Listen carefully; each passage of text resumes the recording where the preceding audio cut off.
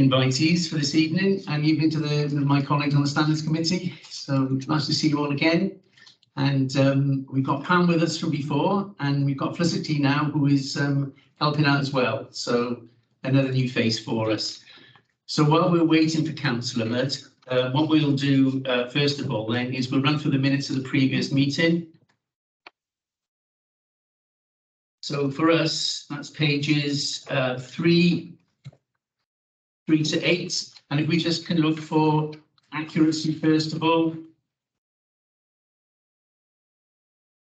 I have one thing, Mr. Chairman, if I may. I wasn't present at the July meeting. That should go into the apologies for absence section. Right, okay, thank you. Page 5. Page 6. Page 7. And then again for matters arising that will not come up on the agenda later on this evening. Page 4. Page 5. Page 6. And lastly, page 7. Okay, if we're content with those, I will get those signed off. Thank you very much indeed. Good evening, Councillor Mudd. Good evening, Chair. Apologies for Not a problem, not a problem.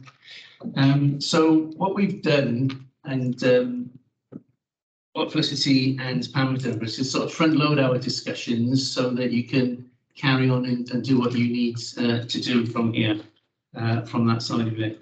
But what we actually felt we would like to do, actually, before we do that, let's go back to the agenda. Pam, you've had some apologies for absence. Niceness. We have from Mr. Richard Morgan. Richard, okay, thank you. And any declarations of interest? Okay, thanks. So we've done item 3 and item 4. Item 5, I have no announcements for us this evening.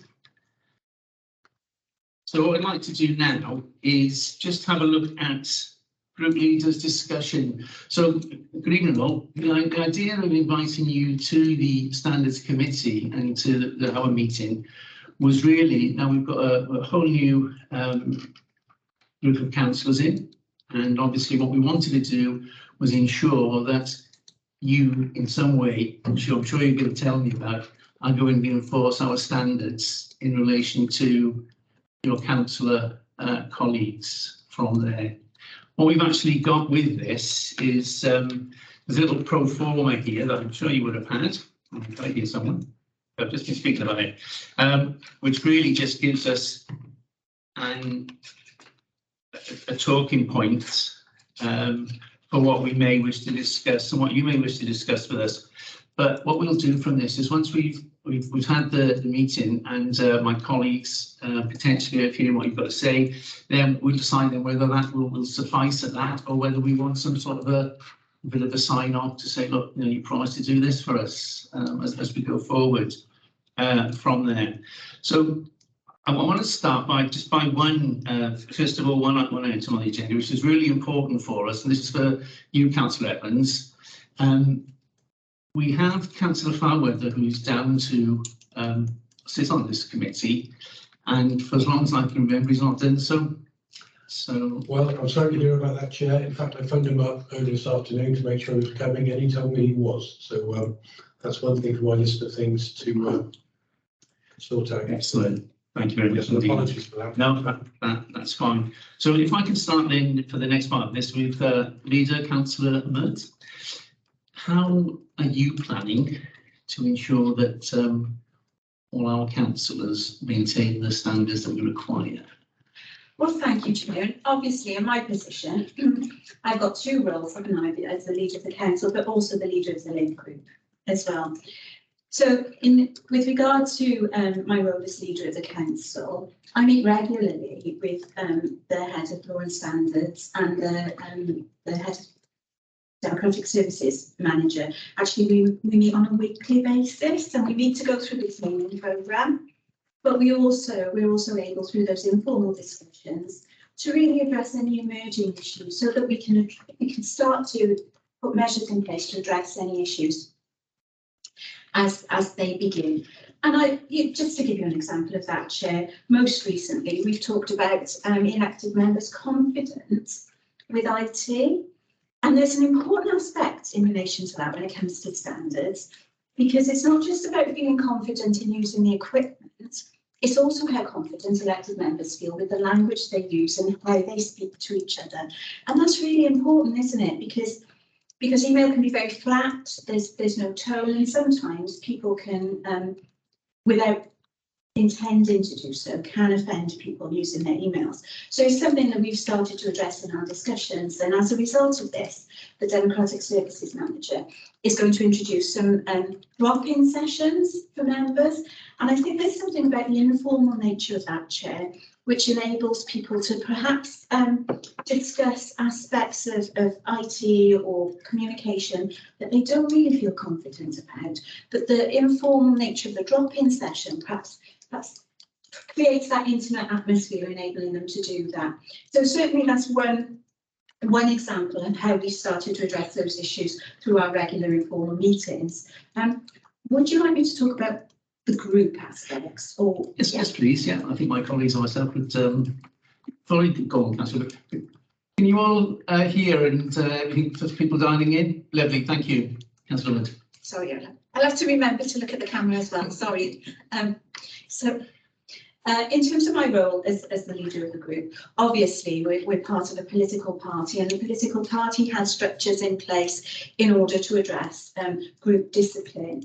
So we have, the Labour Party has a councillor contract that all of our councillors commit to, and this does commit them to high standards as well.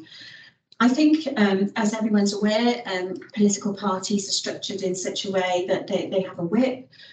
But what I'd really like to emphasise is that the role of the whip within a political party is not about enforcement and punishment. It's actually about support, and it's about identifying those colleagues who may need a little bit of support in terms of addressing things in an appropriate way or conducting themselves in an appropriate manner. And actually, what we've done within our group, we're really fortunate because of the number of members we've got. We've been able to match up some of our more experienced members with some of our new councillors.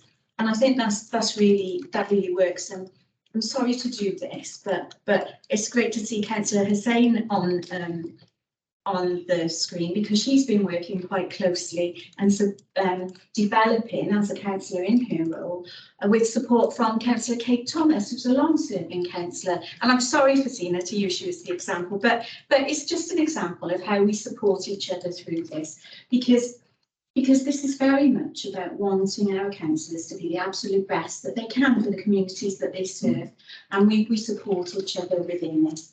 That is not to say, Chair, that we don't sometimes experience challenges with the conduct of our members, and then of course we move forward with the appropriate measures. Thank you. Can I just put this open to any of my colleagues from the standards, or John here with us? Councillor Mudd. Are we all quite content with that?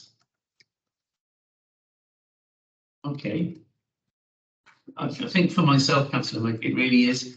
It's also about trying to ensure how we limit reputational damage. Absolutely. As well, because the actual councillor may well be in breach of our code of conduct, but it's then very often as a Newport City Council councillor, and that's the person that comes out. So it's not about reputational damage and how we try and limit that as we go forward from there. Do we have policies in place for that you would use for reputational damage, or would we go to the head of law and standards? Or well, we would in that sort of instance, or if we had any concerns, any of us as group leaders would go to the head of law and standards to seek advice and guidance. And of course, we do have those informal processes that we go through before any formal actions that are taken. And actually that local member resolution process is very successful, or I would suggest it's very successful. So we do go through that process. But of course, I think sometimes people take actions or they do things and they don't actually realise what they've done. And that's why it's important to maintain this dialogue and continue to discuss and support people along the way. And certainly the head of law and standards is incredibly helpful. Thank you. Neil, you've got your hand up, it looks like it. Yeah. Over to you. Thank you, Chair, and thank you, Leader, for your presentation.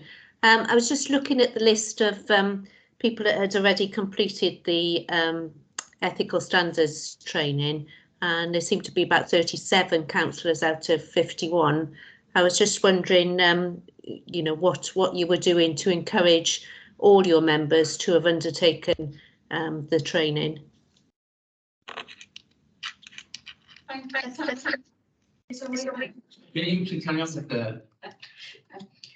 you very much for that question, and it is an important question.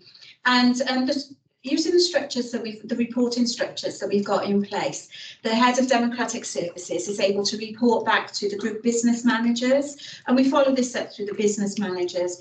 And very often, I think, what we find with training, particularly as this was an aspect of training that took place quite early on, quite a few people were away after the election campaign. So in relation to that, we will follow that up with if you like, a mop-up session to ensure as many members as possible are able to attend that. And I know in the past, I mean, Gareth's also been so kind as to do quite a couple of sessions, but just a handful of people that weren't able to make it. So those plans are in place, and I think what we can have confidence in is the reporting processes and the mechanisms that enable us to identify that. Thank you, Jill. Councillor Cochran, I believe you've got your hand up next. Yeah, thank you, Chair. It's something that obviously the leader mentioned about using the IT and all that information, and I think Gareth will support me on this. I think we've got to be mindful, really, of sometimes when we come onto the online and on the virtual, that sometimes obviously we're about 15 minutes, maybe even 20 minutes prior to a meeting, is this idle chat where people are having this discussion and everyone can hear what people are saying. And I think we got to be more sort of responsible when we're talking about amongst ourselves before the actual recording starts, because sometimes we can have public in there, and I think it's quite embarrassing. And I know that happened at the last council. And I did mention it, and I think Gareth was by the side of me, and obviously we made comments on it. And I think all political groups need to be aware of this sort of idle chat prior to the meeting going live. Thank you, Councillor Cochran, for that. Any other of my colleagues? Anything for yourself, John? No? Okay. So is that a no, Kerry, or a yes? Well, that's a yes. Oh, right, over to you. Over to you. Thank you for your presentation, Councillor Mudd. You did mention about informal meetings which you have with your colleagues. Are any of these meetings recorded in a formal manner, and any relevant records keep for you to put in for your annual report? So, may I? Is it okay? Yeah, you just yes, just So as the leader of the council, I meet regularly with democratic services, in this case the head of law and standards and the democratic services manager, and that's part of a cabinet member briefing programme. So because I've got the oversight of democratic services, that forms part of that internal process. So we note the internal process, but there aren't formal minutes in the same way there would be if it was a public meeting. But there are records kept of those discussions, which we're able to come back to. One of the other advantages, of course, of the electronic system is that we're able to record pretty accurately now member attendance at sessions, both at committee meetings, public meetings, and of course training sessions. And that's a huge advantage, I think, not just for us in being able to interpret and analyse the data, but an advantage for Democratic Services staff, because actually the IT enables them to download those records very quickly. So we've got that as well to help us. Thank you. Thank you very much. Thank you, Kerry. Super job on that. Before we move on any further, just as a bit of something to keep in our minds is whether at the end of the day we're going to ask all of the leaders of the parties whether they're going to give us something in writing, or we may wish to invite them to the next, just to see how we're going. I think for myself, Councillor Wood, I've just been looking at this. We've got our next committee meeting is in January. Now, I'd like to say all of them, but I'm sure we won't get them all done by January because of the logistics of it. But maybe we could aim to have all the standards training and all the councillors signed off, perhaps by the second meeting in the new year. Absolutely, Chair, and I'm sure my colleagues would be happy to with that proposal too. Good job. Okay, thank you for that, Councillor Mudd. If we move on, Councillor Evans, good evening. Evening, Chair. Thank you very much. And just on that particular point, I'd like to hope that if somebody hasn't attended, I'll be notified of it. And clearly, if these one group haven't attended, then it would be useful to be told. But I certainly haven't been made aware of that. But perhaps just a bit of background. I've been leading my group for 18 years now. 5 of the 7 of our councillors are what I call long-standing councillors who've been here a long time. We've got 2 new ones who are successful business people, and we also have a buddy system. So I will chat and meet informally, and happy to take any questions from one of my deputy leader also does with the other one. Again, like the youth council, we're all signed up to the Conservative Councillors Association, and all written to abide by party rules. That starts with the selection process, so which are selected independently. All of them have opportunities for external training as well as internal training.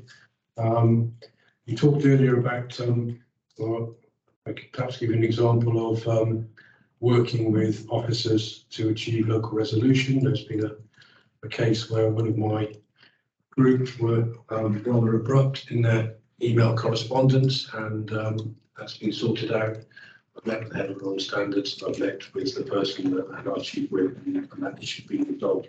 So similarly, I'd like to think that we can have meetings with the leader of the council, which we do have on a regular basis, and indeed talk to other independent groups on a fairly need to know basis. We all signed up to the code of conduct of the elections in May as well. So from that point of view, as far as training goes, I think it's fair to say that I hopefully haven't missed any mandatory training. And we do need to set an example to ensure that that is continued. And I'm not sure there's anything else I can necessarily add to that at the moment. Thank you.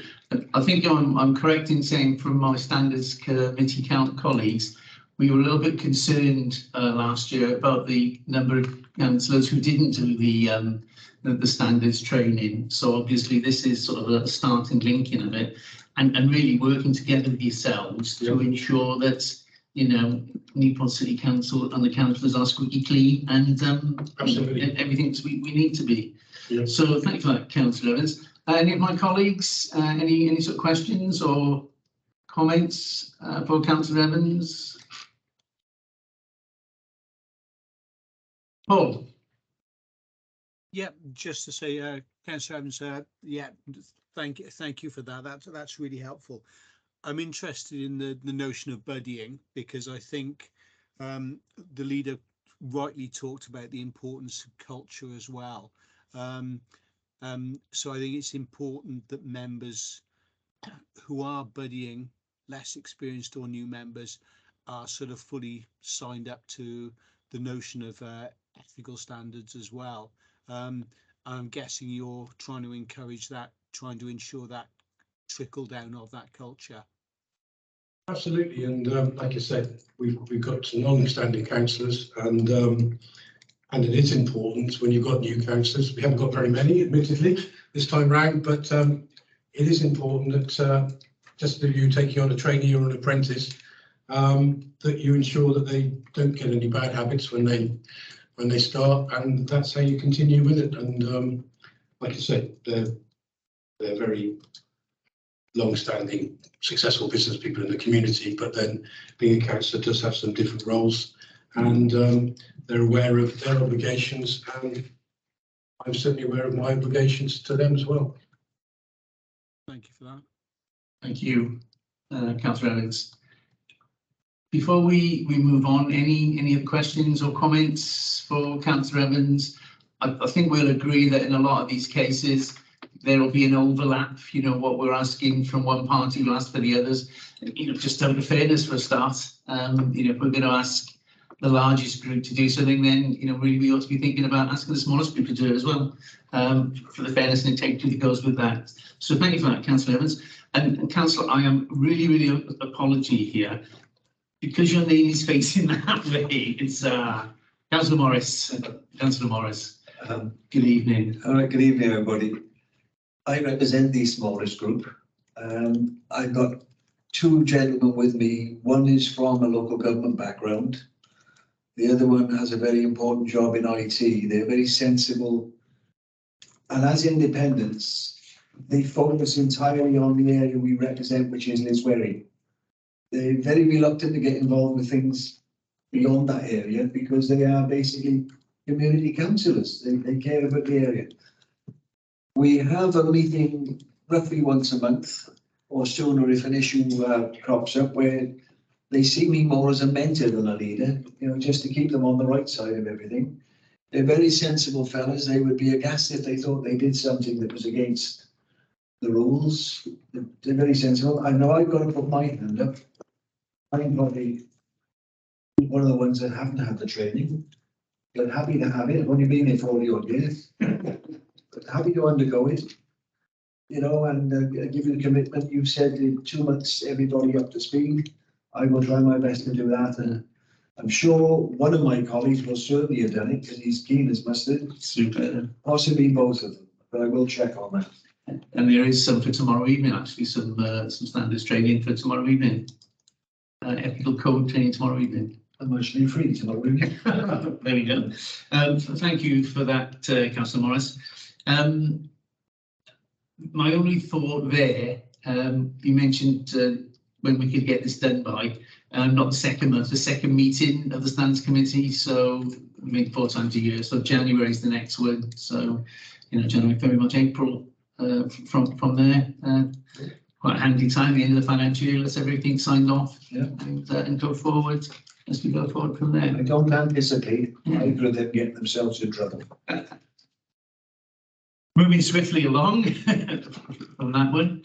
Well, thank you for that, the three of you, and really appreciate your time. But it was something that the Standards Committee felt they wanted to sort of iron out, and with the recent elections, well, not so recent now, to make sure that, you know, you knew us and we knew you, and we could work together for that. Can I just ask my colleagues? And I think it's probably a little bit something that we'll probably have a discussion after this about, you know, how we want to receive our feedback from the three leads here. The only one I think we're missing is Councillor Whitehead. He was going to dial in, but he's not in the ether out there then. Okay. Was really just to see if we want to, you know, some sort of a verbal feedback report, or whether we want to, you know, go down the route of some sort of a very short written confirmation that everything's done and that there are no issues with it. And if I could just say to the three of you, we'll try and make it not as onerous as that for you. We understand you've got lots of other things you need to do. But if I can have a conversation with my colleagues afterwards, and then, you know, we'll get back to you. It's not we're going to say we want a 10-page report. It is either be the verbal or just something very straightforward and simple along the lines. And in fact, someone has done for us a pro forma that you may well have seen, and you know, we can have a look at doing something around that from that side of it. Chair, may I give you some feedback on the pro forma? The pro forma actually, I think, actually refers to some things that we've got no control over as group leaders. So, for example, it references complaints to the Ombudsman. Well, they are completely confidential, so we're not actually informed of that. So, I think certainly for us all sat here today, it's been really valuable to actually engage with you in person. And obviously, I'm not looking to steer what you do as a committee. But if you would find it helpful to have this interaction with us, and for maybe to give us a guide where you'd like us to feedback on issues to you, I'm sure we'd be happy to do that. But if you are to discuss the pro forma, perhaps you could take into account the fact that we don't. No, we're not aware of those. No, that's fine. Thank you. Councillor Evans. Can I agree with the leader of the council as well, Chair? Yeah. And there's also sort of things like ensuring members of the committee received a recommended training for that committee. And obviously, if there's things like planning and licensing, and they can't sit before they've had the training. And I think having it in a box doesn't necessarily the right way. I'm more than happy to attend every meeting if necessary, but it's more of a tick box thing, which I think for us, Councillor Evans, and for the Standards Committee, it really was a chance to meet and really to say, here we are, there you are. You know, how can we work together to ensure that, you know, we keep everybody, we keep our your council colleagues and our elected members safe, and you know, ensure that the council reputation kept safe as well. Thank you. Anyone, any other thoughts on that before Kerry? Thank you, Chair. Yes, I think, in my opinion, a simple annual written report would be essential for the Standards Committee, so that we have a record of what has actually been attained throughout the year. But also, as Councillor Mudd has suggested, a personal interaction is essential as well. So I think it's a combination of both. And I think between us all, we'll be able to come together with something which will be satisfactory to all. Yeah, as I said, I think we want to start building that reputation and bonds between the committee and yourselves, certainly. I did like the idea, Councillor Mudd, of, you know, just popping out. I'll obviously take the advice of our council officials here about that. But you know, maybe the first item on the agenda could just be a short report back from the various leaders. But thank you for that. Before I let our three leaders go, anyone else, any comments or thoughts? Councillor Davis over there? No? Okay. Okay, thank you very much on that. So thank you all very much for giving up your time tonight. And what we'll do through Gareth or through the Standards Department, we'll let you know exactly what we want, but it would be lovely to see you just as a little pop in. I don't wish to say pop in and diminish it, but obviously just to say hello and just to see how it's going on that side of it. And I think the only other thing to take away was that you know, if we aim to have all the standards training done by the second meeting of the new year, that would be fantastic. So thank you very much for your time, the three of you. I understand you're very busy people, so thank you very much. Thank you, Chair, and thank you, colleagues, for your very considered questions. We really welcome that, so thank you. Thank you for coming. Thank you. You know.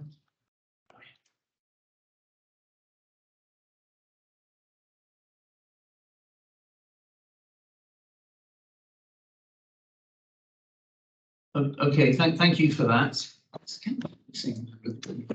Okay, Councillor Hussain, I spoke to you a little bit earlier on. My apologies. Welcome to the committee, and obviously your views are as important as anyone else is here. So, you know, please, as with any of your other meetings, do speak up and do say anything that you think to feel welcome, but or you think to be needed, but welcome the Standards Committee.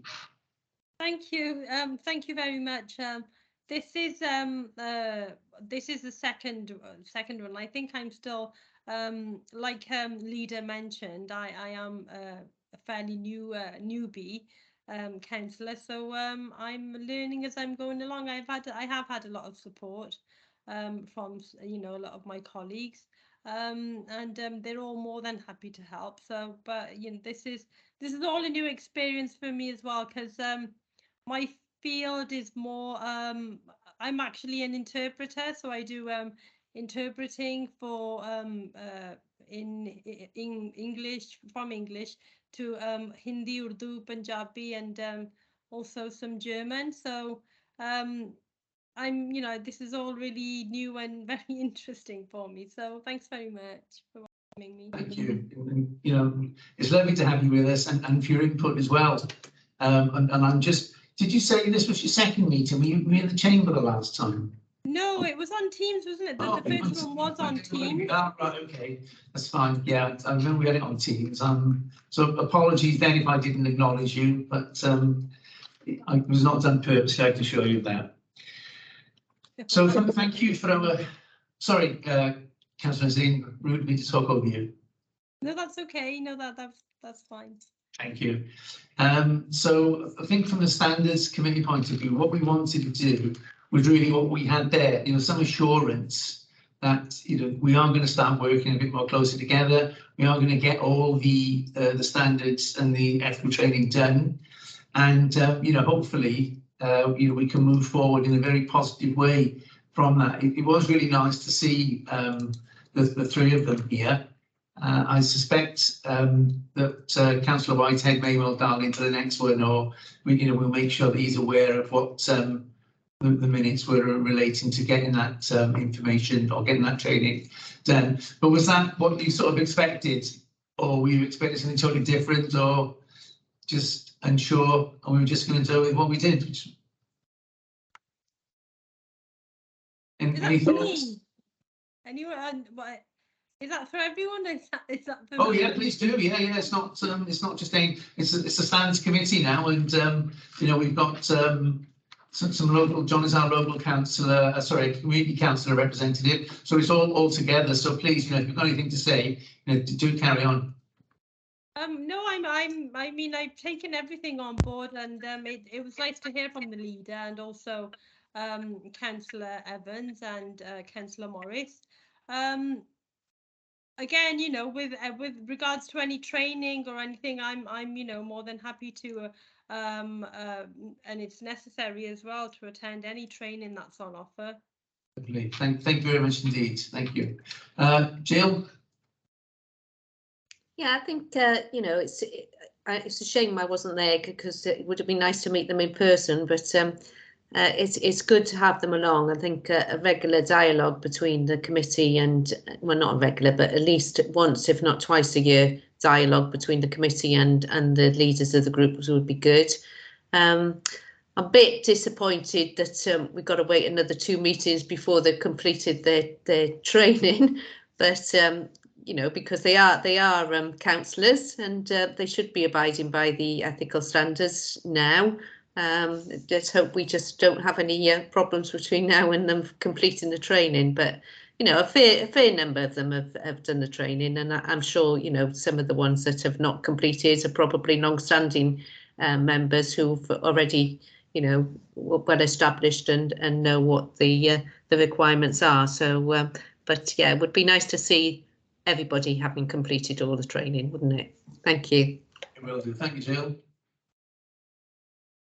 Okay, on that note then, just very briefly, not very briefly, but before we move on, would we be content with a personal visit 2 times a year, or on that survey, rather than trying to go down and read more paper and more emails? Yeah, that's from you, Jill. Paul and Kerry, what are your thoughts? Yeah, I think biannually meetings would be really helpful. but I still feel at the end of the year we need something in writing as to where each party stands as regards to training and the ethics involved within the training. Yeah, thank you. I think that would bring it all together quite nicely from that. Councillor Dinas. Yeah, I think if we keep a record of the training, and perhaps if it isn't being carried out, we'll ask them to attend and explain why that hasn't been carried out. Yeah, like you say, have a look at it next April. Yeah, and see where we stand there. But we should be pushing to get everyone trained through it and yeah, quite agree with you. Quite agree with you indeed. So if we perhaps, sorry, Paul. Just to say, yeah, I agree as well. I mean, I think the written audit trail is really important. I'm always a bit of a fanatic about that in terms of sort of good governance. But no, that sounds the mix of personal and written sounds absolutely right. I'm happy with that.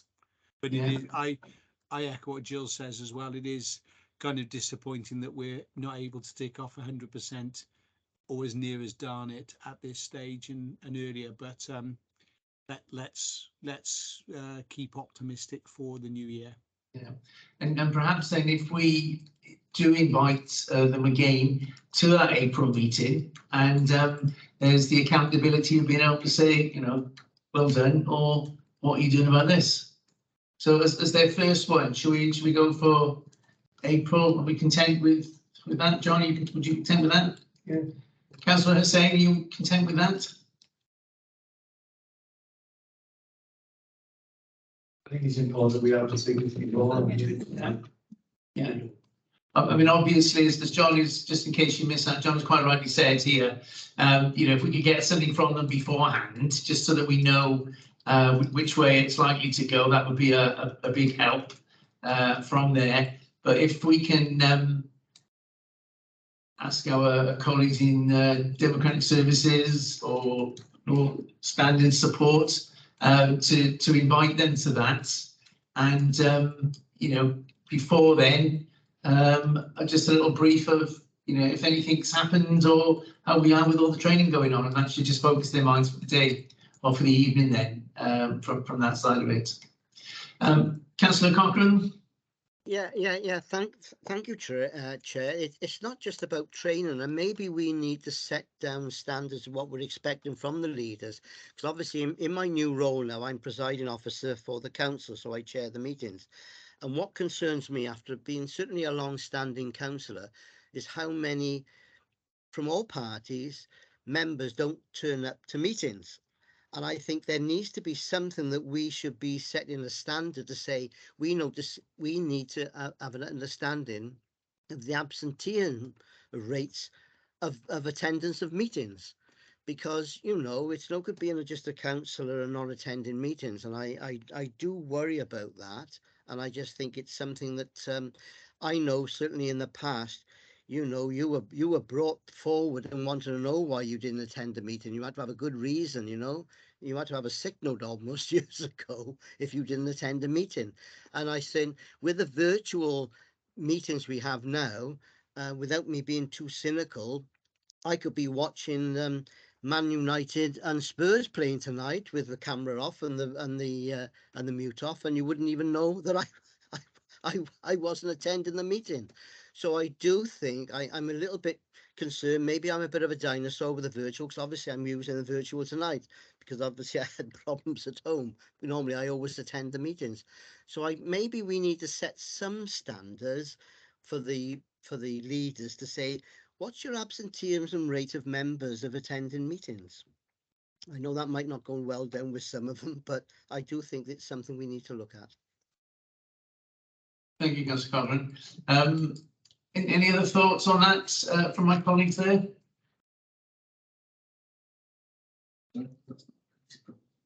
I think it's just me. I think I think that's a good idea actually, because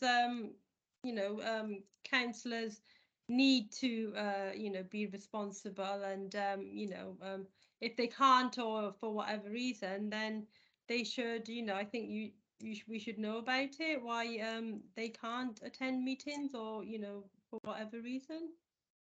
Okay, can I just ask Gareth to come in at this point? Yeah, sorry, Chair. I mean, clearly, councillors' attendance record at meetings is not a code of conduct issue.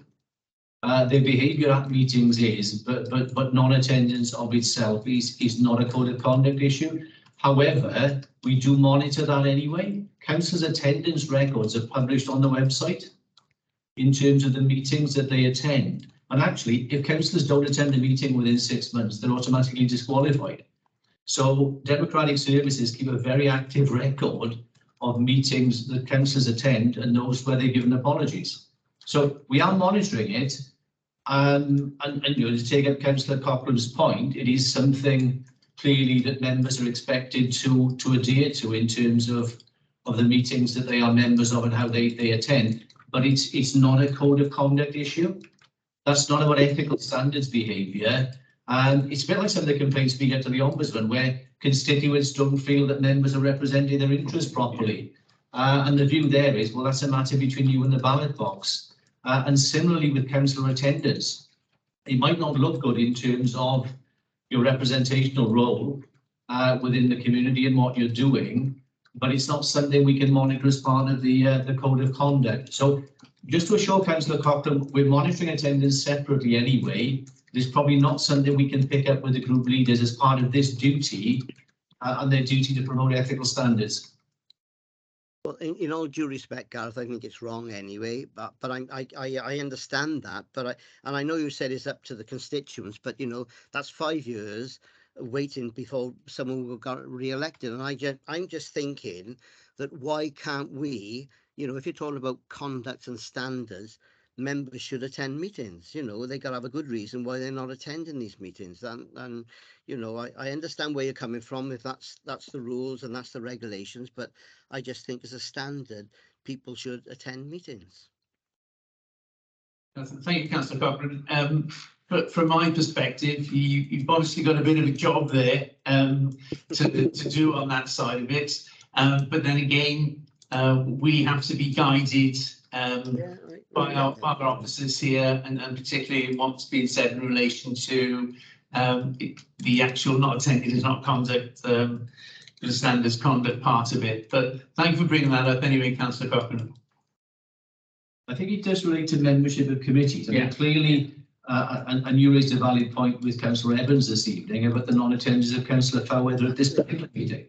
So I think it's relevant in the context of somebody nominating someone to sit as a member on standards committee, and similarly, for other committees, if somebody fails to attend planning committee regularly, then you would expect their business managers to look at whether that person needs to be replaced on planning committee.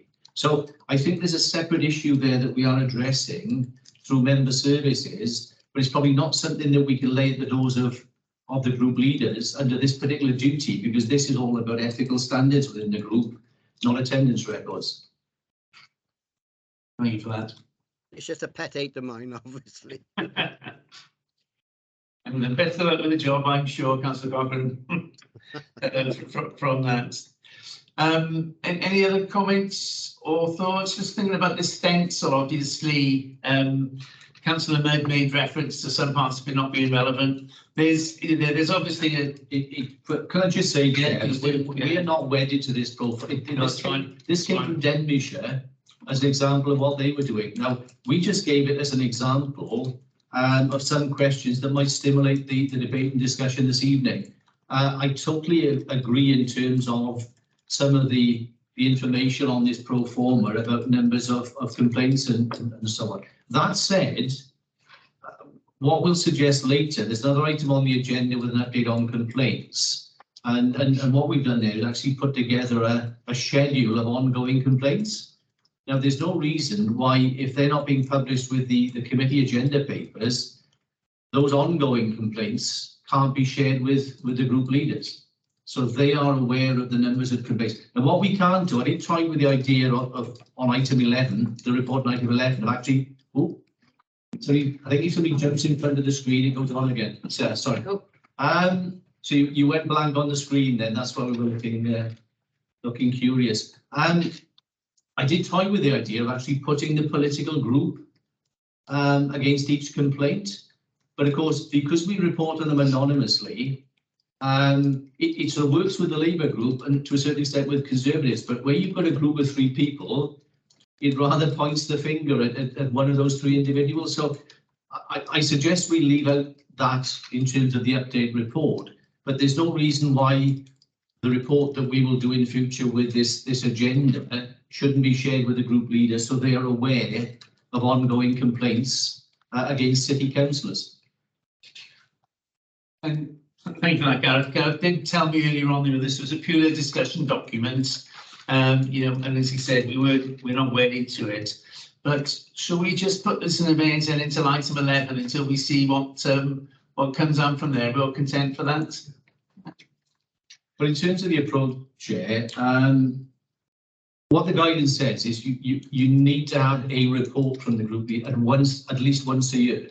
Now that report could be verbal, it could be just in the form of a short written report. The preference is entirely yours. You can meet with them more frequently if any issues arise during the year, specific either to their groups or issues generally in terms of concern about ethical standards. So it's really up to you in terms of the frequency and the format of this report. So I take your point, you'd like them back in 6 months' time when we can review the training records.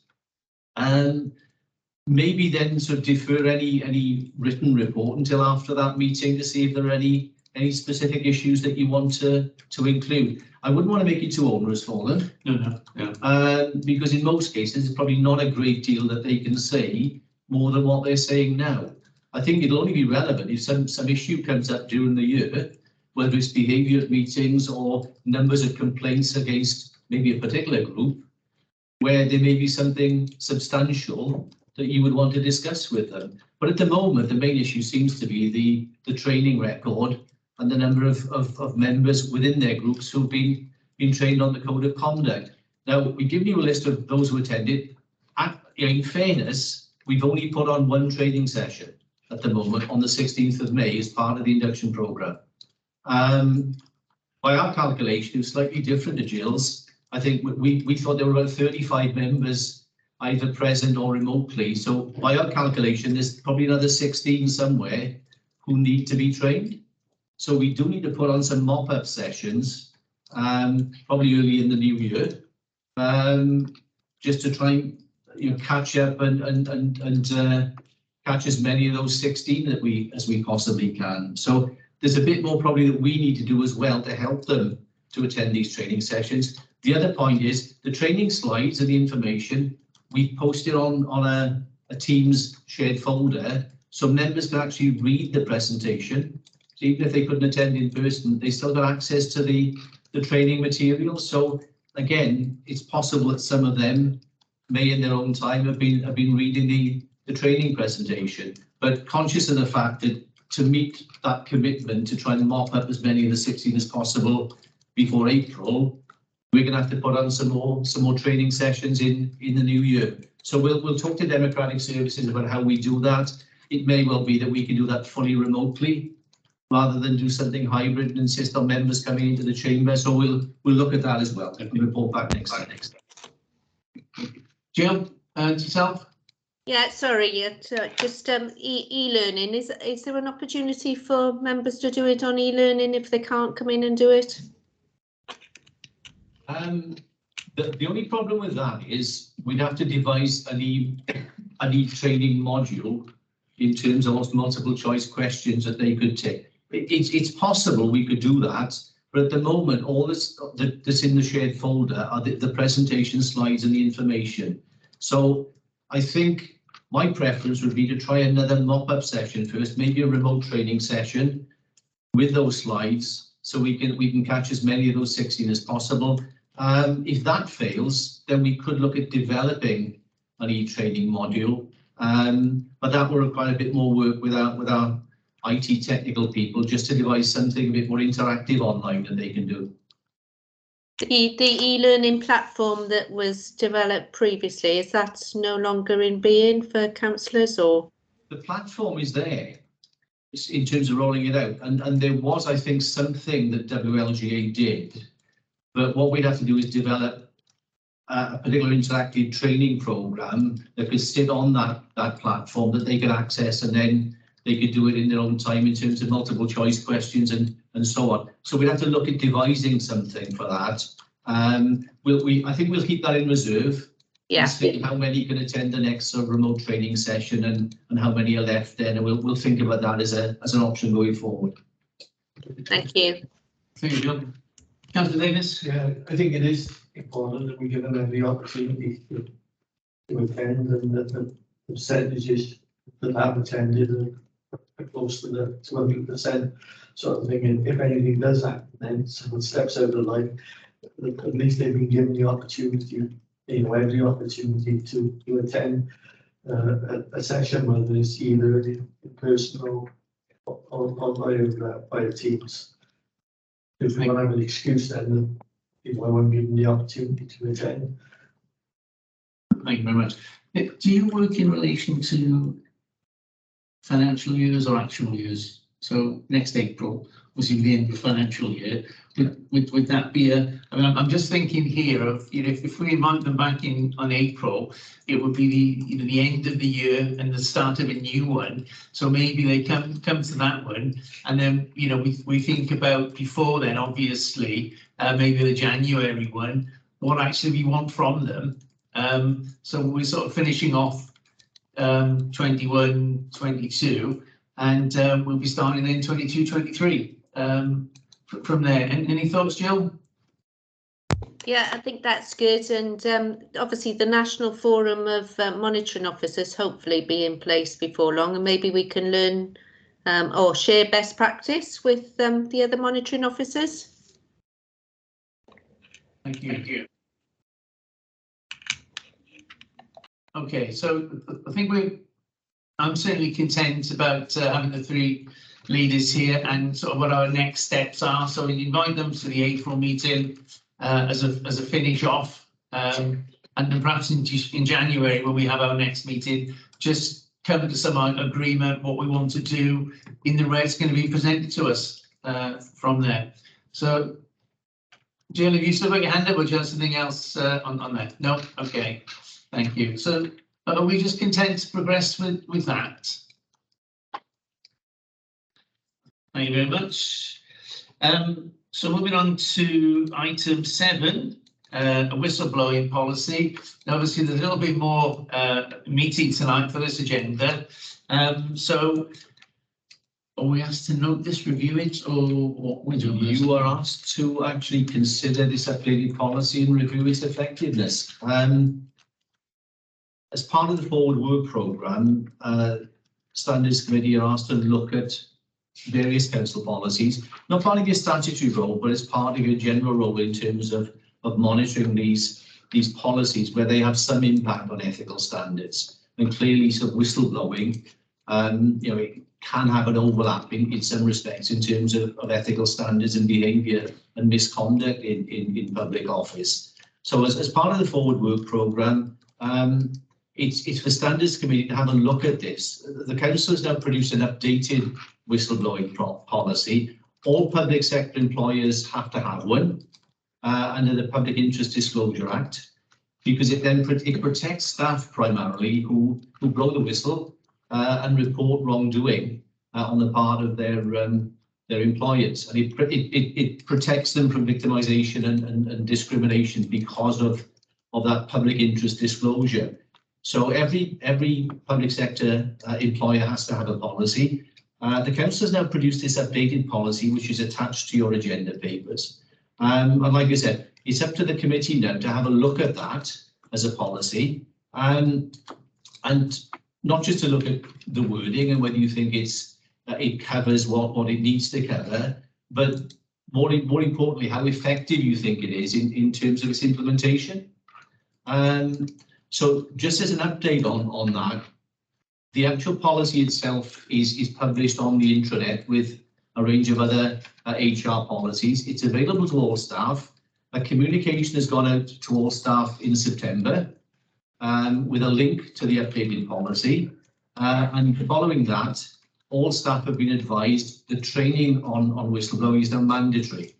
And coming back to Jill's point, there is an e-learning module on the platform that has been developed that we would expect staff to undertake. And I'm told that so far about 500 staff have already undertaken the whistleblowing training online.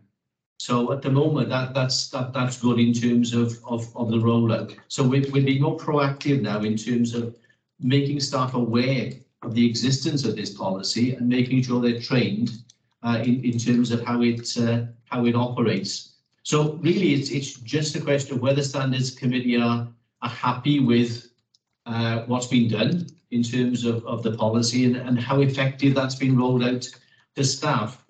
Again, just a bit of background information we've included in this report, and it might be useful to continue with this maybe on an annual basis. We put some figures in there which contain numbers of whistleblowing complaints over the last sort of 12 months, the last completed financial year again. We had some returns of about 18 out of the 22 unitary authorities in Wales, and there's a schedule there showing how many complaints each of them received over the last 12 months. Newport, you'll see, had about 5 complaints, whistleblowing complaints over that period, which is about average.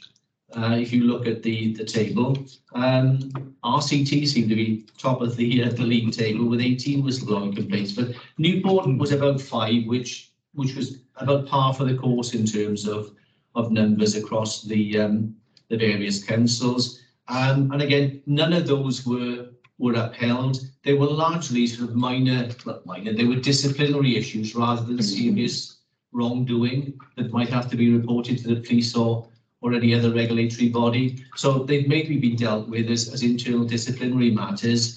As you think, 2 of the 5 weren't upheld, and in other 3 cases where there was a likely case of misconduct, the members of staff left before any action was taken against them. There's one ongoing complaint that relates to the funding for the TTP project when we're in the middle of the COVID response period, which is still being looked at by the Chief Internal Auditor, and that will be reported in next year's figures. So clearly the people are aware of the policy and they are making use of it.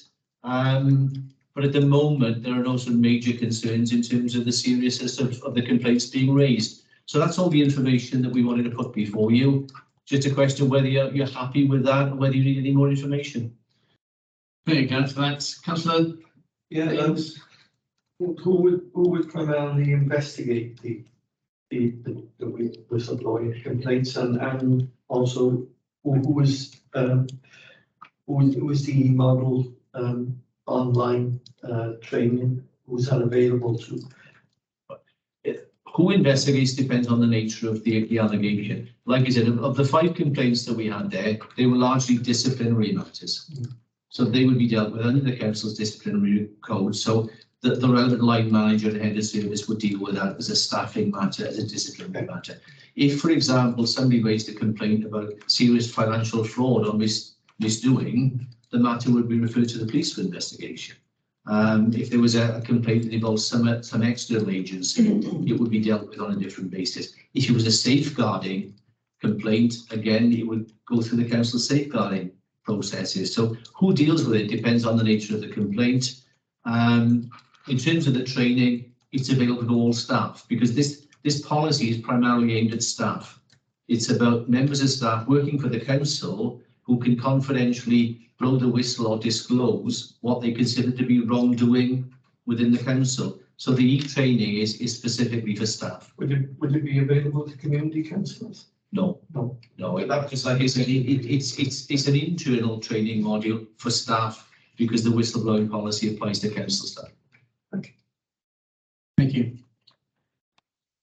So we have this here. Any thoughts, first of all, and obviously Gareth was saying about, what our thoughts on it, and whether we think it fits with what we need to do. For me, and I know we tend to adopt this at our school governing body meetings, is that if it's a policy that's come from the council, generally we will accept it purely and simply because we would have hoped it would have been put together professionally.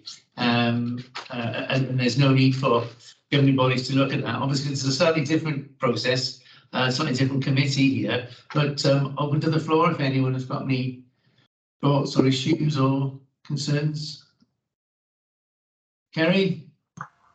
Thank you, Chair. Yes, I think the report is fine. I particularly like the breakdown of where we stand with other councils as well, to see how we're progressing, but more importantly also the 5 complaints which were raised and the outcomes for each complaint, I think is essential for us. So I think the report is fine. Thank you. Jill or Paul or Councillor Hussain? No, fine. No, I think the report is fine as well. Yeah, I'm happy with that as well. Okay, so from our perspective, you know, the policy is what we think it is, and what it will meet rather than the report, the policy meets what we believe it needs to meet.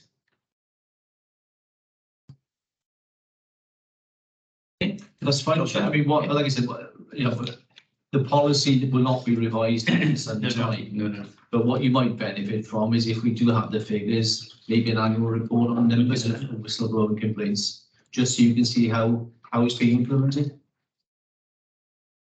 Okay, thank you very much indeed. So next one for us, item on the agenda, terms of reference for national standards forum from there. Do you want to just lead on this one? Yes, it's largely for information. I think Jill alluded to it earlier. This came out of the National Standards Conference, if you remember, where there was a feeling that regular meetings on an all-Wales basis among chairs of Standards Committee would be very useful in terms of sharing good practice. And you mentioned that pro forma in terms of the leaders' reports. So this is something that's been drafted by the Monitoring Officers Forum, and it's just an outline of proposed terms of reference for that group. It's really before you just a comment on information, if you like. It's proposed that the group will comprise the chairs of all the standards committees of each of the 22 councils, plus then the 3 fire and rescue authorities and the 3 national park authorities, all of which are members of the monitoring officer or lies in local government group. And the suggestion is the membership will be the chair of each committee, but the deputy can then attend in the absence of the chair, meeting at least once a year, if not more regularly, and the chairing of the group to be rotated every 2 years. What they want to do is tag them on the end of the monitoring officer group meetings. They tend to meet on a remote basis once a quarter, I think.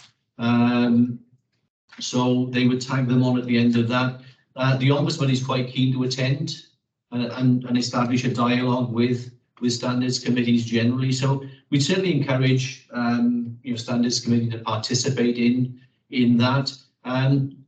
They're suggesting we don't have 22 monitoring officers there, so they are suggesting just 1 monitoring officer from each region, and we can sort of come to an agreement with the monitoring officers in Gwent on that one as to rotating it maybe and sharing the attendance. But it's there for information. If members have any concerns or anything they want to suggest, we can feed that back. But largely that's the proposal in terms of how we will set up this meeting. Now, I think we go and it doesn't work.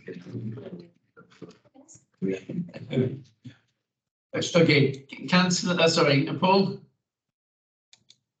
Yeah, thanks very much. I mean, it seems fairly sensible. I may be missing it, but I'm not sure what the definition of the region is. Oh, Gwent, sorry. In our case, that's Gwent. Gwent, because I'm just on the basis of that, I'm just trying to work out how many regions. Are we talking 4 regions across Wales then? Yeah, it's a difficult one. I mean, as a sort of a footprint, if you like, they tend to look at the Gwent. I know there's an extended sort of city deal region that includes Cardiff and Bridgend and others, but yeah, we're talking mainly the old sort of areas. So Gwent as a region, then probably Cardiff, Bridgend and the West and so on. There are groups within groups, if you like, within the monitoring officer areas. So we'd agree that between ourselves as monitoring officers. I think the important thing is that the chair of each standards committee is present. As monitoring officers, we meet anyway to discuss all things to do with codes of conduct and standards and anything of legal interest. So we are meeting on a quarterly basis anyway, all of us. So this is more for the benefit of chairs of standards committees. Yeah. So you have the ability, as with meetings outside this, to be able to corral opinion that you can take up to the forum as well. So do you hear that, Paul? No, I missed that, sorry. Yes, sorry, we have regular working meetings, and that in terms of sharing this experience anyway. So we are meeting regularly as 22 plus the fire and rescue authorities and the National Park Authority. So we meet ourselves. And what will happen is that meeting will probably take place before you have the meeting of the chair. So we have a regular network to feed into this, this forum anyway. So yeah, that's all covered off. That's fine. Good, thank you. Councillor Cogran? Yeah, Chair, thanks for that. Without opening the debate that I earlier alluded to, do the chairs of all the standards committee, obviously, I know Gareth mentioned about these are the guidelines and we got to sort of adopt them and work to them. Do all these chairs then have an input into how to change those guidelines or make recommendations to change those guidelines? Because obviously if someone is telling us these are the guidelines and this is what you've got to do, surely the chairs would have an input, I would think, of maybe recommending some difference to the guidelines. And an example I'll got, without going back to that, is the next item where we got complaints. So I've been a big advocate. It's not always about complaints in the council, it's about compliments as well. And I just think that sometimes we have more compliments than we have complaints, and it would be nice to have some of that sort of in the standards of what we're achieving in that. And I just wonder whether chairs of all the committees can start putting some input and maybe some main recommendations to things that they think maybe this should be in the guidelines.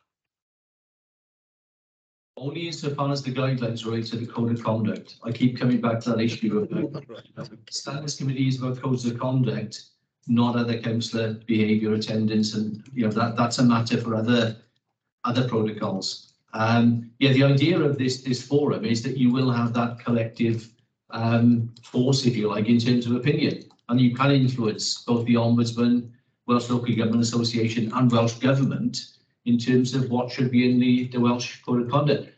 At the conference, of course, the Richard Penn report was mentioned in terms of that independent review of the ethical standards framework in Wales, and there are a number of recommendations still outstanding from that report that Welsh Government have yet to adopt.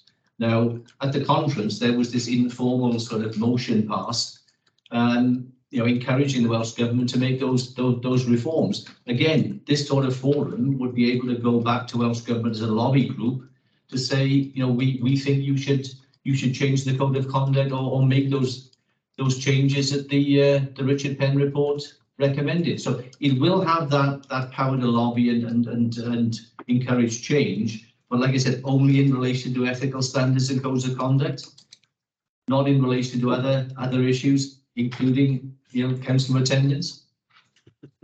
I said I wasn't going to raise that one. What I was saying about is that it's great to see the standards of how a council operates. It's good to see how the compliments are coming in from the public as well. That's all I'm saying, because that's a standard, isn't it? Thank you, Councillor Cogran.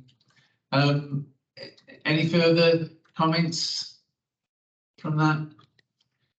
In that case, we've noted it, and we'll wait for the first meeting to reconvene. I think we've said as a committee that we would participate and we would attend any such forum. So we'll just sit back and wait now for the first meeting to be convened.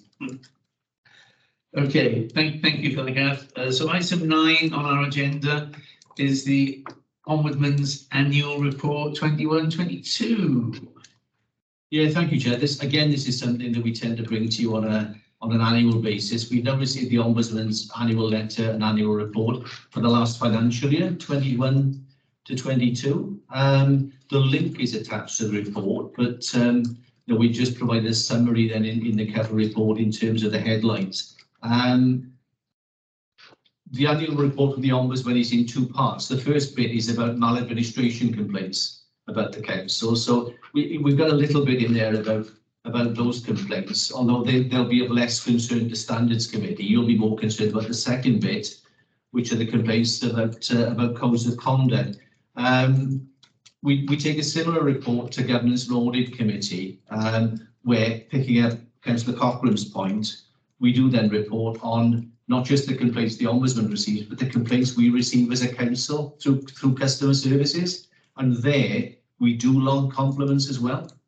So it's not just complaints that we log as a council, it's compliments as well. So in terms of maladministration complaints, in terms of the last year of Nick Bennett's term of office as Ombudsman, I think the headline was that maladministration complaints had gone up by 47% compared with the previous year. So that was quite significant in terms of numbers of complaints. There was a bit of a lull, it seemed, during the COVID pandemic, where people weren't complaining. And as we came out of COVID, the numbers of complaints just went through the roof. In Newport, there were 40 complaints in 21-22. So again, that was an increase of 29% compared with the previous year. 4 of those resulted in interventions by the Ombudsman. But the important thing from a maladministration point of view was that there were no serious findings against the council and no public reports of maladministration during that period. Again, in terms of numbers of complaints that the council received, in paragraph 5, these are reports that now went to the council rather than to the Ombudsman. The Governance and Audit Committee were told that during that time, our complaints had increased substantially by 37% compared with the previous year. But we do log compliments. As we said, 208 compliments were received during that period, compared with 321 complaints. So, it's a fairly balanced response in terms of council services. And 96% of all those complaints we resolved internally. So people didn't go to the Ombudsman with their complaints because they were still dissatisfied. The Ombudsman's view is that we shouldn't look too negatively about numbers of complaints that we receive about council services, because in a sense it just shows that our procedures are open and transparent, and people know how to complain if they're dissatisfied with services. So, again, the Ombudsman's view is it's about how you resolve the complaints, not how many complaints you actually receive. So no areas of concern there in terms of maladministration. Of more concern, obviously, to this committee are the code of conduct complaints to the Ombudsman. Now, across Wales, he received 294 new complaints about member misconduct, which actually 5% reduction compared with the previous year. However, he sort of qualifies that by saying in the previous year, the numbers of complaints went up rapidly. So again, even though it's 5% down on the previous year, it's still much, much higher than it's been in previous years. So just a slightly cautionary note on that one. They completed broadly the same number of investigations as last year, but more of those complaints were of a serious nature. So they referred 11 complaints to local standards committees across Wales, and 9 complaints to the adjudication panel. So I think that was of concern in the covering report from the Ombudsman, that the numbers of complaints that ended up being referred to standards committee and adjudication panels as rather serious complaints that needed some form of sanction. So the feeling was that the seriousness of the complaints had risen compared with the previous year. Again, in terms of the types of complaints, as always, over 50% of the complaints related to a failure to show respect and consideration and breaches of equality. some of which are sort of fairly low-level complaints, but as the Ombudsman says in the report, many of those complaints about lack of respect and consideration almost border then on more serious allegations of bullying and harassment. So they can be a bit more serious in terms of the outcome. Remember, this is the financial year, coming back to the chair's point, 21-22. It's not the same as your annual reporting year, which goes from November to November. So in the report, there was mention of 4 complaints against Newport City councillors and 9 community councillor complaints, none of which were accepted for investigation. But there is a reference to that one Standards Committee hearing that you conducted, what was last year now, and was noted in your last annual report. So that is mentioned in the Ombudsman's annual report. There are a couple of examples, case studies from other areas that you can read at your leisure. It just gives an example of the types of sanctions that Standards Committee and adjudication panels are imposing for types of misbehaviour. And then finally, in terms of conclusions, number of points about what the Ombudsman would like to see in terms of improving standards of behaviour. Training is high on the agenda, clearly, both for community councillors and city councillors. Keen to see that the numbers of low levels of tit-for-tat complaints are reduced. So he's encouraging councillors to make more use of local resolution protocols. And finally, she is looking forward now to working with councils and standards committees collectively as part of this new All Wales Standards Committee forum. So that's the annual report, Chair. Any questions? Thank you for that, Gareth. Any questions, any comments in relation to that? John, you're right. No questions. Okay. All right. Thank you for that, Gareth, and thank you for the great updates on the highlights from there. Moving on then to item 10 on the agenda, Standards Committee annual report. So this is the point, I think, where we say thank you to Gareth and the staff for bringing it together for us. But over to you, Gareth. Yeah, so it's a bit presumptuous, Chair, because obviously the full council meeting is on the 22nd of November, so the agenda goes out tomorrow. So we took the liberty of preparing a report for you. And as you see, probably anticipated some of the things you decided this evening. So apologies for that if it seems a bit presumptuous, but because of the timing, we felt we had to put this draft before you this evening. It's a summary of the work that you've done as a committee over the past 12 months. This year, it's a statutory report because obviously following the legislation, you now have a duty to report to the council annually, including a reference to the discussion you've had with group leaders and their new duties now to promote high ethical standards. So this will be presented to council on the 22nd of November. Now, usually one of the councillors on the committee will volunteer to do that. We're suggesting that Councillor Cochrane might like to do it as he is the presiding member now. So if he's happy to do that, we can include that within his script for the next council meeting. And I think you've done it for several years, Councillor Cochrane. So are you content to continue doing it? Yeah, no problems. Yeah, I'll speak to Gareth about it at what the script will be, and then we can go from there. Yeah, we'll include that in the presiding member's notes. I prepared a script anyway. It's just an introduction. We'll present the report once you've approved it as a committee, subject to any amendments that you might want to make.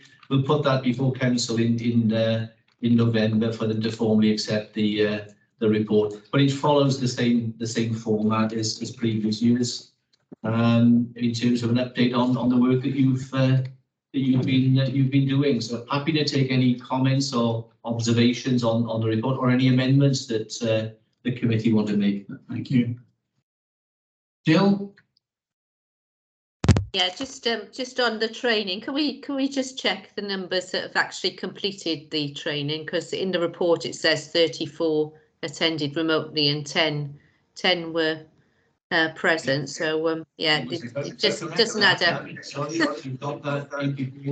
Yeah, those figures were wrong. We miscounted the numbers who attended personally. So we'll adjust those figures Thank to you. what you have before you in the report. So like I said, we make it 35.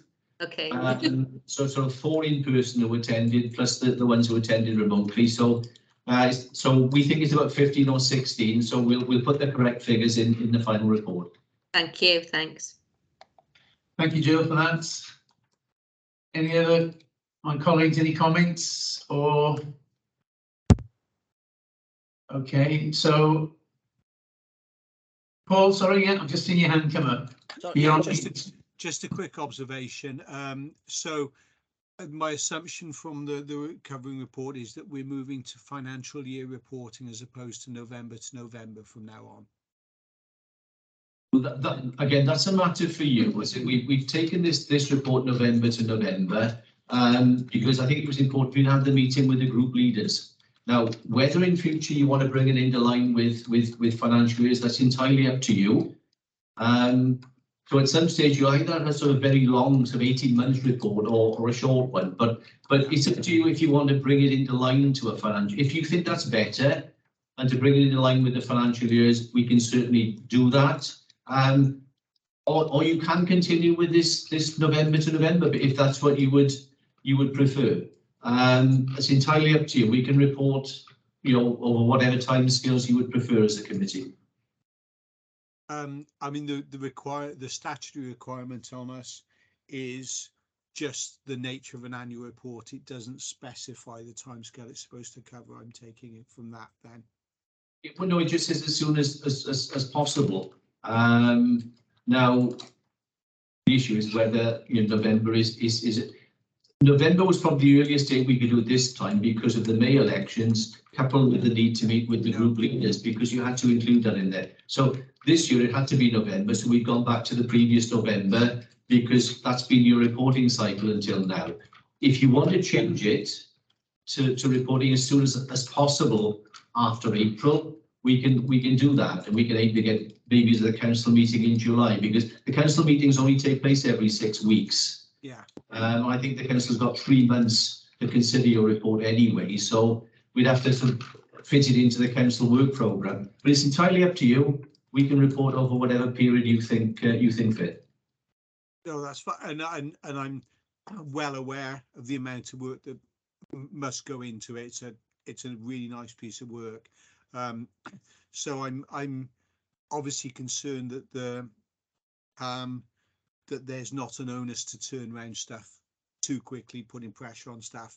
But I'm just raising the issue about the period that the report actually covers, whether it's a November to November or a financial year report. I have no strong feelings either way. I'm a bit of a traditional financial year man, I have to say, but I'm happy to be steered by the thoughts of other members as well. thank you, Paul. Jill, there you go. Thank you. Yeah, I was just going to say, knowing council agendas are often quite full in July. I'm just wondering whether we just stick with the November cycle, because it gets due consideration then if the agenda for council is not too full. So yeah, guided by Gareth obviously, but yeah, just to see how it fits in with the council cycle. I would say the Ombudsman annual report, which is the financial year, we don't get till September anyway. So there's always a lag between year end, financial year end, and actually producing the report. So, like I said, we don't get the Ombudsman report until the September. It's the next council meeting would be sort of November anyway. So you're not that much out of sync in terms of reporting years if you prefer to stick with the November cycle. Paul? Yeah, I don't have a problem with that. As you say, even though the Ombudsman report, it relates to a financial year, it's still a long time before that data actually comes out. There's a lag of 6 months. So fitting in with council business from our point of view, I think is more important. If we're able to provide fairly timely information at November deadline, that strikes me as fine. The last thing we want to be doing is reporting in November on March to March data, really. If we can be as up to date as possible. Said, I know the Ombudsman will have their own timescale of things to go through, but no, content to take the steer, that traditional steer. Thank you, Paul. I only came back to you because you said your hand up. I don't know if there's another bit you wanted to add on there, but that's fine. In that case, then, if we are content, shall we leave it as it stands? And yeah, sensible. Yeah. Okay. Thank you all. Complaints update. I mean, normally I report verbally on these, but I think, you know, going forward, it might be useful if we report in this sort of format. So you've got a continuing record of complaints that are referred to, and it's easier to keep track then in terms of the outcomes. And also, as I mentioned earlier, we can share this information now in terms of the agendas with the group leaders, so they are aware of ongoing complaints. Obviously, they're clearly anonymous, and like I said before, I haven't put the groups in there because that probably identifies people too directly. But it gives some information in terms of, you know, when they've come in and the outcome, really. So what we're suggesting in future is we will produce a report in this format. So you've got a running log, if you like, in terms of the complaints that have gone in and what the outcomes are. So what I suggest is we just add to it. So we've got a composite list over the year. It's easy to report on there. Yeah. We spoke at the last meeting about the complaint about Bristol Community councillors. I can't see the year. Did it fall into the year before? Yes. Yes. What I thought is, I just the one that's ongoing. Then the others are complaints that have come in since the last time. So we just started afresh, if you like, from this year, but we'll continue in future to add to it. So in future, if that complaint from Bishton came in earlier, we'd mark it off as not investigated or closed, but we'd include it on the list for the year, if you like. And then you've got a running log of complaints that you've had over the years. To be onwards for about 18 months too. Oh, and it will. I mean, the one thing I will say from the report is that the Ombudsman investigations are taking 12 months. And the one outstanding complaint you've got in this schedule goes back, well, probably longer than that. So, you know, these investigations take a long time to conclude. Well, as you know, from that Standards Committee hearing that you conducted last year, that complaint went back a significant period before it came to you as a Standards Committee. So, oh yes, if the Ombudsman investigates, it'll be some considerable time before you see any outcome. It's not a quick process, unfortunately. Thank you. Oh, sorry, the one other thing I was going to say, I think Felicity sent round a letter from the Ombudsman as well, dated the 10th of November. This is from the new Ombudsman, Michelle Morris, and it's addressed to all chairs. So I wanted to read that really in conjunction with this report, because one of the things she mentions there is that this new system they're piloting in terms of how they deal with complaints. And they're operating a sort of triage system, if you like, now, where they're looking at the complaints first and deciding whether they need to investigate before they even inform the councillor or the monitoring officer. Because previously, as soon as they got a complaint in, whether there was any merit or, you know, it could have been a completely spurious complaint. But as soon as it came in, they told me, and they also told the councillor. And the councillor was invited to comment, didn't have to, but was invited to comment. And now it looks like they're adopting this sort of triage type system where they're trying to filter out some of the more spurious or hopeless complaints. And then they will just tell us the outcome then. So it's a slightly different process that they're piloting at the moment. But what it does mean is that we're not told now until they've made a decision as to whether or not they will accept the complaint for investigation. So there's a slight change there. Councillor Cobran? Yeah, through you, Chair. I wonder whether Gareth could answer. an issue I have really, basically, and that is, as a newbie to the Standards Committee, if it's a complaint about a councillor that's in the same political group as, say, myself, where would I stand on that? In terms of sitting in on a hearing. Yeah. Well, that's entirely up to you. If you're a close personal friend, then you might say, I'm going to declare an interest and stand up. Yeah. The fact that you're in the same political party of itself does not disqualify you from, from sitting in judgment, if you like, and conducting a hearing. The issue for you is, could you be seen to be completely fair and unbiased in terms of that process? If you think that's the case, then you could deal with it. If, however, the member concerned was a very close personal friend of yours within the same group, then at that stage you would probably declare a personal interest and excuse yourself from the hearing. But that's a matter of personal choice. I think there's something about safety in that as just declaring an interest, I think. Well, all I would say is that the makeup of the Standards Committee is quite important in terms of members and independent members. So I think if members were concerned about that, you'd almost say, you almost question whether they really want to serve on Standards Committee. So I think that's a matter for your personal conscience and judgment.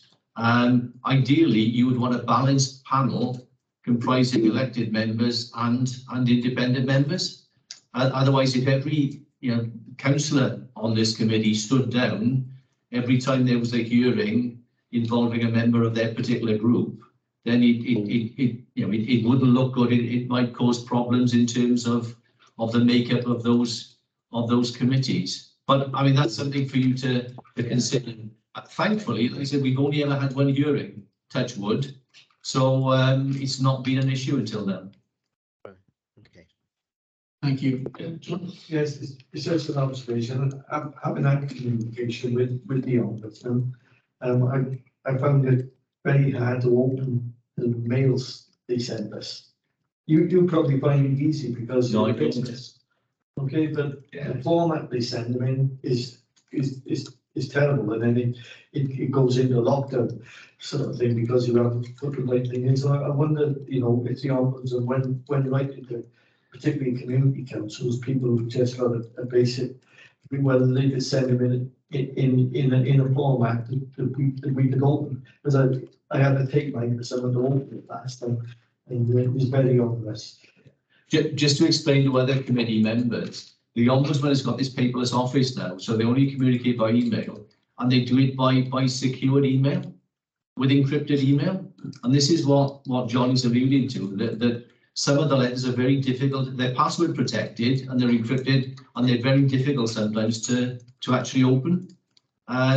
Yeah, thankfully we manage it, but I can understand, with other people's systems, it may be more difficult. Unfortunately, that's the policy of the Ombudsman's office at the moment, and they send it securely because it's strictly confidential. So it's done through that secure system because of security and confidentiality. But no, I can understand exactly what John is alluding to in terms of how difficult sometimes it is to open those attachments. Could the Standards Committee write to the Ombudsman regarding that? And as a complaint, if you like, that we can open their mail. I think if it's a community, right, I think if you've got a problem, if as a community council you genuinely can't open the attachment, ring up the Ombudsman's office and they will help you. That's all I would say. They sent it in the same format again. Not much I can say about that. Yeah. I mean, they're very hard to get over, like you said. Just bring them, they're not always there, sort of thing. It's putting a lot of pressure when it's not. I don't know who you complain about the Ombudsman. Well, not the Ombudsman, it's format they're using to send. No, I understand what you're saying, and yes, I can understand the difficulty. I think it would be difficult with Standards Committee going to the Ombudsman expressing a concern, because that's just the way her office operates. But you know, what I've been told is that if individuals or a community council have difficulties opening that attachment, that they will help them. But that's their policy is they will only send emails and documents through this secure system with all the attachments that password protected. Hopefully you'll never get any complaints from them. So it's thank you for that from there. So for us, the last item on the agenda is the next meeting, Thursday the 12th of January. Did we change the night? Because usually a Wednesday, isn't it? Or a Tuesday. Usually Tuesday, isn't it? Is Wednesday sit comfortably with everybody else? What was the date again? Sorry? Thursday the 12th of January. 12th of January. So can I just send my apologies for that meeting, Chair? Because as you and I discussed previously, I won't be here then, as I'm retiring from the council in December. So can I just thank you all for your help and support over the years, and wish you all the best for the future. Thank you, Gareth. I think it's important as well, just for the minutes, for the number of years I've been the chair within my term.